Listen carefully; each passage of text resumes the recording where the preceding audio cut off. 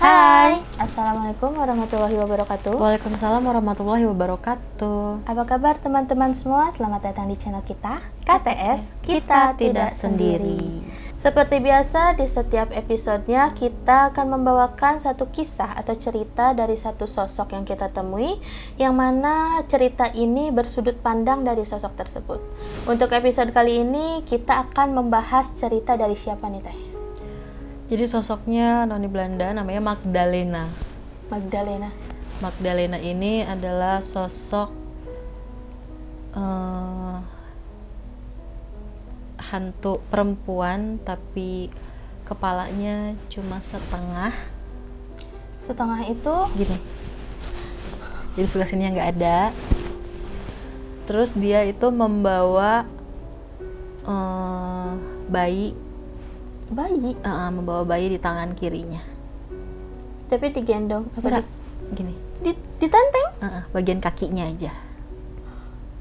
Tapi nangis bayinya nggak? Udah meninggal. Oh, udah meninggal juga. Udah meninggal dalam keadaan kepalanya hancur. Kepalanya hancur, terus dadanya tuh ada garis kayak bolong gitu. Dadanya. Dan si bayi ini pusarnya itu masih Ada ari-arinya. iya, masih ada. Jadi masih satu set tuh. Wah, menarik nih. Tapi sebelum itu, teman-teman semua jangan lupa untuk subscribe dan juga klik tombol loncengnya agar kalian tidak tertinggal episode menarik lainnya.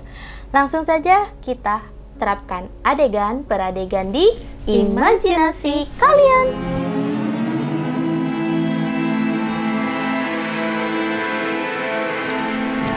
Magdalena lahir di Ambarawa 1867. Oke. Dan dia itu mencintai seorang laki-laki bernama Sutopo. Berarti kan orang Belanda mencintai orang Indonesia nih, kaum pribumi. Tapi Sutopo ini adalah pegawai negeri sipil lah kalau kata kita. Di perusahaan kereta uap. Magdalena itu hidup sebagai seorang perawat, tapi bukan perawat di rumah sakit biasa gitu, tapi dia tuh merawat panti jompo. Jadi siapa Sutopo itu? Sutopo adalah anak dari seorang nenek dan kakek yang dititipkan di panti jompo ini. Anak pasien berarti Iya, ya? anak pasien. Jadi mereka tuh akhirnya cinlok karena sering datang nih, Sutopo datang ke tempat persinggahan ibu bapaknya gitu. Akhirnya bertemu dengan Magdalena. Terus Magdalena adalah seorang suster pribadi orang tuanya. Jadi setiap satu pasangan lansia itu ada satu suster atau satu, kalau zaman dulu tuh ada mantri ya, jadi laki-laki gitu, ada satu suster atau satu mantri laki-laki yang mengurus mereka. Jadi tempat singgah ini, tempat para lansia ini bukan rumah panti jompo biasa, tapi ini tuh bangunan besar yang mewah. Oke. Dulunya sebenarnya difungsikan untuk bangunan pertemuan para petinggi-petinggi Belanda di era itu. Semua para lansia yang ada di situ totalnya ada 40 orang. 40 orang. Tapi pribumi semua? Orang Belanda semua. Orang Belanda semua? Orang Belanda semua. Jadi ada yang Belanda, terus istrinya Belanda, suaminya pribumi. Pokoknya harus ada si Belandanya ini. Jadi Sutopo juga bukan yang pure orang Jawa gitu ya, tapi dia itu adalah campuran. Tapi kenapa namanya Sutopo? Karena di era tahun itu tuh banyak banget orang-orang Belanda yang akhirnya mencintai negara kita, Hindia Belanda. Jadi banyak mereka memberi nama atau memberi gelar seakan-akan mereka adalah bangsawannya dari negara kita yang asli. Jadi banyak banget gelar-gelar yang di asal taruh gitu sama orang Belanda tuh. Itu bukan serta-merta membuat orang Indonesia akhirnya iba ya dengan si ini memakai gelar keluarga kami, terus akhirnya kami menjalin silaturahmi. Enggak, tapi mereka seakan-akan kalau orang kita nih itu mikirnya kita seperti sedang diolok-olok, karena gelar itu kan harusnya suci menurut mereka tuh. Jadi kalau orang-orang Belanda ini, gelar itu adalah suatu kebanggaan buat orang-orang Belanda ini untuk istilahnya akan menetap selamanya Iya. di negara kita gitu. Pokok persoalannya bukan di situ, tapi dari Magdalena sendiri. Jadi Magdalena ini gak pernah tahu orang tuanya. Dari kecil. Iya, jadi dia itu diurus sama para biarawati. Tapi Magdalena ini nggak dibuat seolah-olah engkau besarnya akan menjadi biarawati ya, engkau besarnya akan menjadi ini. Enggak. Bebas aja, tapi Magdalena dari dulu tuh suka kayak palang merah gitu ya. Palang merah remaja kayak gitu. Tapi di edisi di tahun itu khusus orang-orang yang terbuang itu ada. Jadi orang-orang yang terbuang ini nyawanya itu tidak berguna. Jadi anak-anak yang ditelantarkan, anak-anak yang ditinggalkan oleh orang tuanya mungkin karena kematian dalam keadaan perang ataupun memang hasil dari pemerkosaan atau hasil dari pemerkosaan atau dan lain-lainnya. Intinya semua anak-anak yang ditelantarkan di era itu diserahkan kepada negaranya.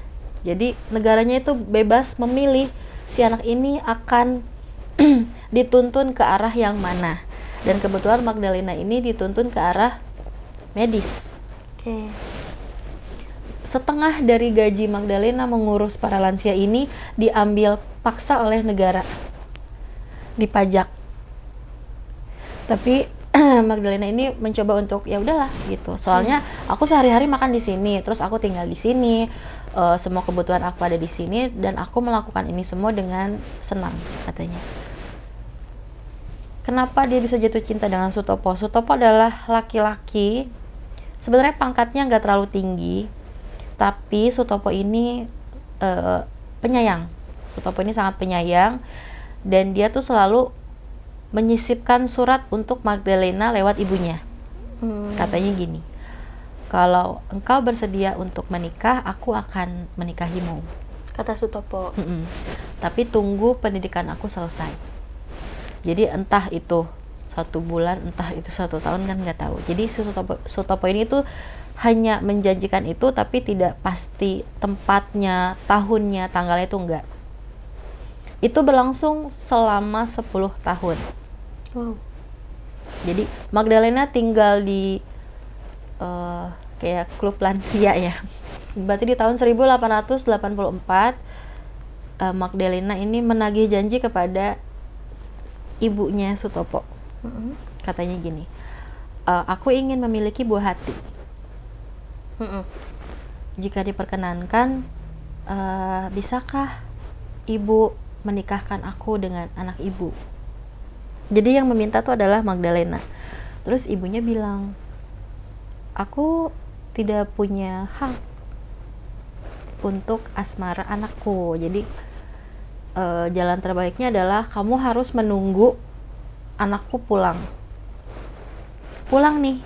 Beberapa hari kemudian dari kejadian itu anaknya pulang dan anaknya itu bilang, kamu harus siap-siap, 1 minggu lagi aku pulang, kita menikah. Dan mereka tuh mengatur semua kegiatan pernikahan itu nanti di gedung itu, Di gedung panti jompo itu. iya. Jadi pengennya tuh semua yang datang tuh hanya orang-orang terdekat ibunya, karena menurut Sutopo, aku tidak memiliki sahabat, aku tidak memiliki teman. Jadi aku ingin menghabiskan masa bahagiaku dengan orang-orang yang disayangi oleh orang tuaku dan juga kamu. Jadi menurut dia kan, karena Magdalena itu kan hidupnya lama di situ, terus ibunya juga lama di situ, jadi udah paling tepat. Akhirnya mereka menikah di situ. Jadi kayak kalian bisa memvisualkan kegiatan itu kayak garden party ya. Jadi mereka menikah di luar ruangan, terus dengan pendeta, karena mereka tuh kan Katolik. Mereka menikah, terus honeymoonnya itu di situ juga. Jadi karena nggak punya waktu banyak, Sutopo ini cuma butuh 3 hari aja gitu katanya. Jadi dia tuh udah mohon-mohon sama atasannya, aku cuma butuh waktu 3 hari aja kok. Jadi kasih aku waktu 3 hari untuk pulang, nanti aku kembali lagi. Jadi dari persiapan pernikahan, honeymoon itu hanya 3 hari. Dan akhirnya hari keempat dia pulang lagi. Pas dia pulang lagi, jadi kalau kereta uap tuh gini ya, semua orang-orang yang terbagi gitu. Jadi ada bagian masinis, terus bagian kayak pramugarinya khusus gitu. Jadi kalau di zaman itu memang ada bagian pramugari di lokomotif uap. Terus ada bagian kayak emergency dan ada bagian distrik. Jadi kayak apa ya? Jadi ini khusus untuk yang bagian beratnya, ngecek rel, terus ngecek ya itu deh ya, apa namanya, bahan bakar. Jadi kan mereka tuh kan butuh kayak bongkahan-bongkahan batu hitam yang akhirnya akan dibakar gitu menjadi tenaga untuk berjalannya suatu kereta. Dan itu arahnya ke Semarang. Tapi karena di zaman itu tidak terlalu safety, jadi pintunya ini tuh bolong, jadi nggak ada pintu. Jendelanya pun tidak ada jendelanya, tidak ada kacanya, jadi hanya bolong-bolong aja gitu. Kayak kereta yang di Mickey Mouse nggak sih? Iya, jadi tapi perjalanannya tuh panjangnya bukan main. Dan perjalanan mereka itu banyak mengukir darah. Kenapa dibilang gitu? Karena banyak rel-rel di kereta itu yang kaum kita nih itu masih dalam proses bekerja. Jadi pembuatan rel itu banyak banget apa ya, jadi orang kita nih yang disebut melakukan kerja rodi yang harusnya mereka dibayar dengan cukup, tapi di saat itu mereka dibayar dengan hanya terima kasih. Jadi sudah tinggal tulang dan kulit, mereka kekurangan minum, dehidrasi, mereka tidak makan, otomatis sempoyongan, sedangkan kereta tidak bisa berhenti semena-mena ya, karena itu akan merusak jadwal mereka, dan itu banyak banget pertumpahan darahnya, banyak yang mati di setiap perjalanan. Itu selalu ada korban dan mereka tidak peduli gitu, karena yang naik di atas kereta ini adalah orang-orang Belanda yang uangnya banyak dan mereka tuh hanya ingin jalan-jalan. Jadi bukan dalam perjalanan bisnis atau ada urusan penting, enggak, tapi ini hanya untuk jalan-jalan. Itu minusnya. Jadi kalau di zaman itu ada beberapa waktu. Pertama, waktu memang ini urusan urgent, kedua urusan bisnis, ketiga holiday. Nah, Sutopo ini ditempatkan di bagian yang ketiga ini. Holiday. Iya. Jadi waktunya itu dari jam 10 pagi sampai jam 4 sore. Jadi udah kebayangkan betapa terik dan panasnya gitu. Bangsa kita sedang mencacah batu-batu. Jadi batu-batu besar, batu-batu kali diangkat dari sungai menuju ke daratan, terus didorong kayak ada apa namanya, kayak gini nih. Jadi kayak gerobak besar, dan itu ada kayak saddle dan dia ada banyak roda, dan itu dengan tenaga manusia. Nah, akhirnya mereka angkat dengan memakai tuas, dia angkat, mereka pukul, mereka ketrik sampai akhirnya jadi batu split yang kita tahu. Dan itu tuh di tempat. Jadi kan gimana? Iya. Dalam keadaan siang bolong, panas kayak gitu. Nah, itu banyak banget yang meninggal. Si kaum kita ini melempar barang tersebut ke arah lokomotif uap. Dan akhirnya Sutopo ini marah dan dia turun. Karena dia minta keretanya diperlambat sedikit. Sutopo kan berdiri nih di pintu yang tidak ada pintunya gitu kan, ada kayak pegangan gitu ya, kotak panjang gitu pegangan. Nah, dia tuh kayak marah gitu, kayak hati-hati kamu, hati-hati. Kalau misalnya mengenai salah satu penumpang di sini, kamu yang akan saya apa gitu, pokoknya gitu ngomong gitu. Dari posisi si kereta tuh masih gitu kan. Masih orang-orang ini tuh lagi ngerumunin teman-teman dia yang badannya tuh udah kepisah-pisah. Nah, si orang yang ngelempar senjata tadi tuh dia lari. Jadi badannya tuh hitam legam, terus badannya kurus tapi dia ada ototnya gitu. Tapi matanya tuh penuh dendam. Dia tuh ngomong pakai bahasa Jawa kan. Dia tuh ngejar kereta itu, dia intinya si bapak-bapak ini tuh bilang gini, kamu yang harusnya turun, kamulah yang harusnya mati. Nah, pokoknya si bapak-bapak ini tuh kayak nggak terima dengan marahnya Sutopo. Dan akhirnya Sutopo ini terbawa amarah gitu ya, terbawa jadi dia. Dan akhirnya dia lebih memilih untuk turun. Karena kereta kan walaupun pelan, tapi kan tetap aja ya kalau kereta tuh. Jadi pas dia turun dia keguling kan. Pas dia keguling itu dia malah ke area relnya, jadi nggak turun Put. Jadi dia udah keguling terus kena pentalan dari batu-batu yang belum beres. Itu tuh belum beres, si jalurnya tuh belum selesai. Nah akhirnya dia tuh kayak kepleset gitulah, bagian kakinya kepleset dan dia menyaksikan sendiri si kaki dan bagian perutnya tuh terlindas.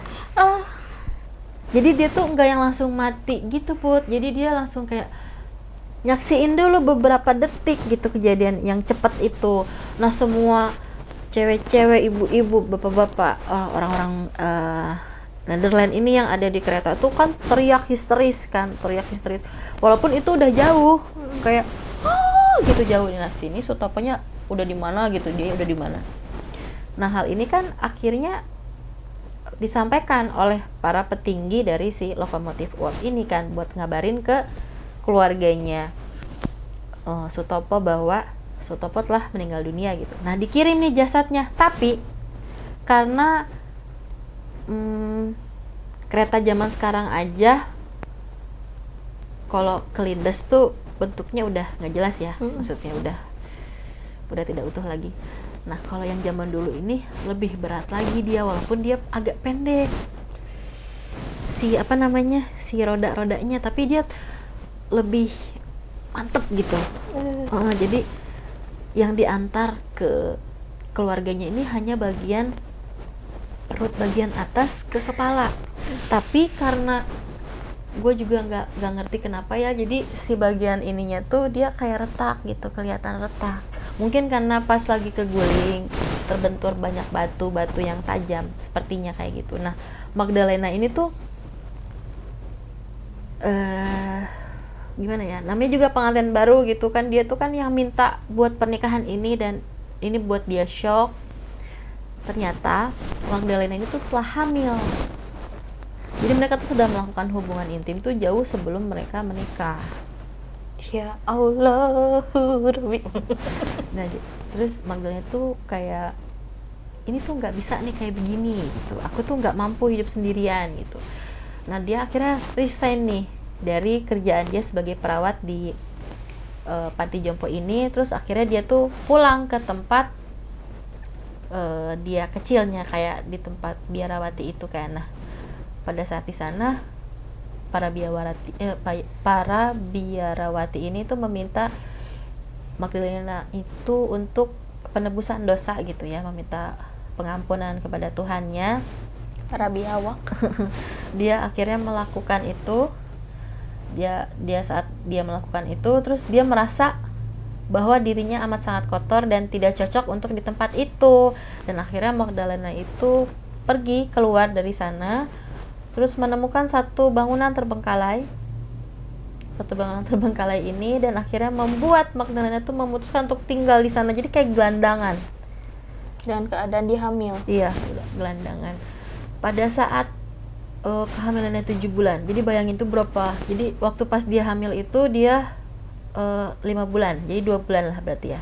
2 bulan itu dia tinggal di situ sendirian, tanpa makanan dan tanpa minuman. Jadi tapi dia tetap minum dari ada botol-botol bekas siapa kali ya, terus ada sumur tua juga. Jadi dia berusaha untuk survive hidup. Nggak apa-apa nggak ketemu makanan, yang penting aku tetap bisa minum gitu. dia melahirkan dalam keadaan, berarti anaknya ini ya apa namanya kalau sebelum waktunya tuh, Prematur. iya berarti anaknya prematur. Mungkin karena si ibunya stres sama kurangnya asupan mungkin kan ya, mungkin akhirnya dia tuh melahirkannya sendirian di bangunan terbengkalai itu, melahirkannya sendirian. Dan dia pas ngeliat bayinya tuh kan dia tarik nih, nasi yang panjang itu yang kayak usus itu masih dari bawah gitu kan, masih tarik. Nah sama dia tuh digini-gini si bayinya tuh nangis, padahal berarti kan sehat ya, tapi bayinya tuh dia goyang-goyang gini. Terus dia balik, badan bayinya bagian kepalanya tuh dia bentur-benturkan ke keramik itu.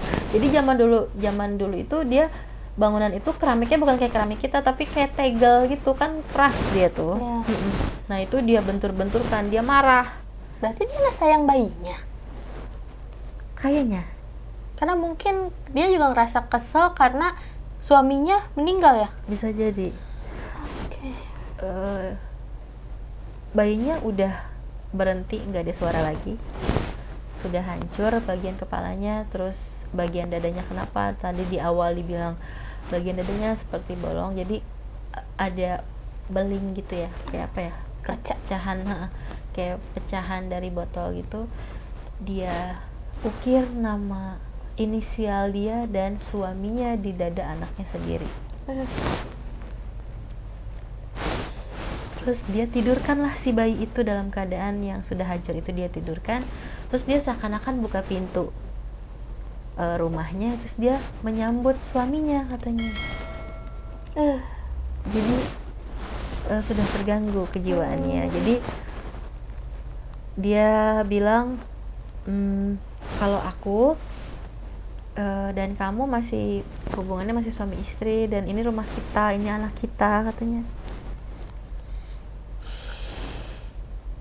Terus kenapa sosok ini bisa ada di Jawa Barat? Jadi ada satu orang tua, dia kasihan sama belenggu yang ada di Magdalena. Jadi dibawalah ke Jawa Barat, dilepas belenggunya, tapi dia tidak bisa lepas dengan dosanya gitu kan. Jadi dia kemana-mana menuntun bayinya, tapi dia sudah dengan keadaan kepala yang sudah normal ya, maksudnya tuh ingatan dia sudah normal, jadi bukan ingatan sebagai ODGJ-nya, tapi melainkan hal-hal apa sih yang terjadi. Dan dia tuh selalu mempertanyakan bahwa apakah hidup manusia itu seberat ini, terus kenapa aku tidak pernah pulang, langkah kakiku tidak pernah sampai rumah katanya. Pintu mana yang harusnya aku ketuk? Jadi aku tidak punya keluarga, bahkan di saat aku telah memilikinya 1 bulan bahkan 1 minggu pun tidak juga aku dapatkan. Jadi kan dia masih 3 hari kan. Iya, hitungannya. Tapi kalau sebagai istri dia baru 2 hari. Oh iya, betul. Karena kan yang satunya persiapan. Jadi menurut dia tuh kayak ini tuh nggak adil kan, buat aku, buat suamiku, dan buat anakku. Tapi kenapa kita tidak bisa bersama walaupun memang perjalanan kami kayak se ekstrim kali ya, se ekstrim ini gitu.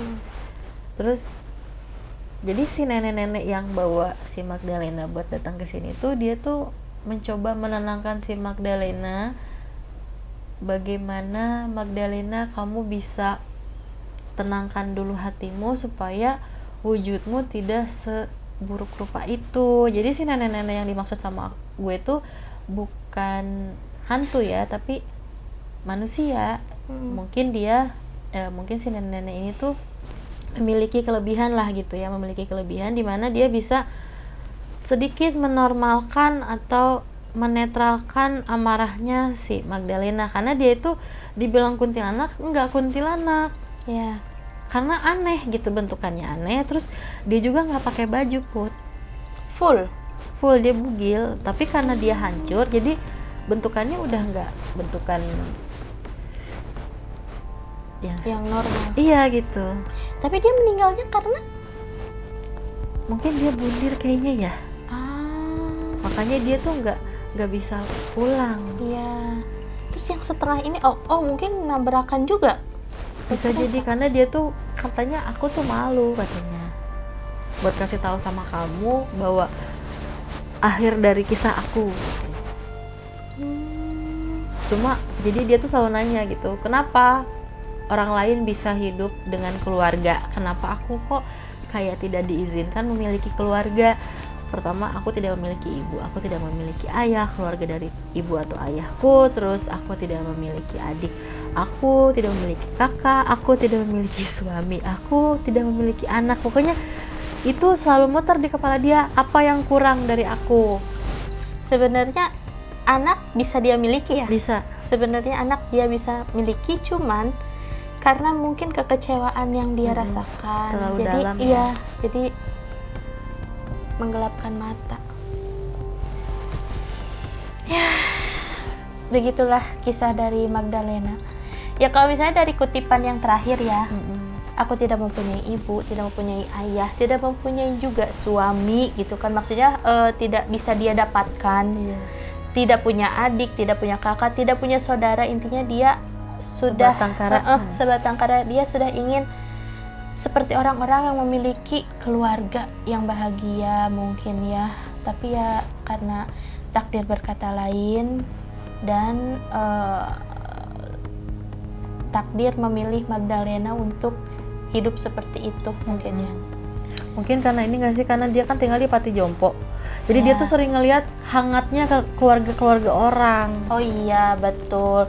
Orang tua yang dikunjungi anaknya, orang tua yang dikunjungi anak dan cucunya gitu kan, kayak gitu. Jadi mungkin dia juga lama-lama, wah aku juga nanti suatu saat akan seperti itu. Iya, gitu. ada harapan ya, lah. ternyata tidak. Buat teman-teman, terima kasih yang sudah menonton episode kali ini. Jangan lupa untuk tinggalkan jejak kalian di komen. Jangan lupa juga untuk like, share, dan subscribe channel kita. Sampai jumpa di episode menarik lainnya. Bye!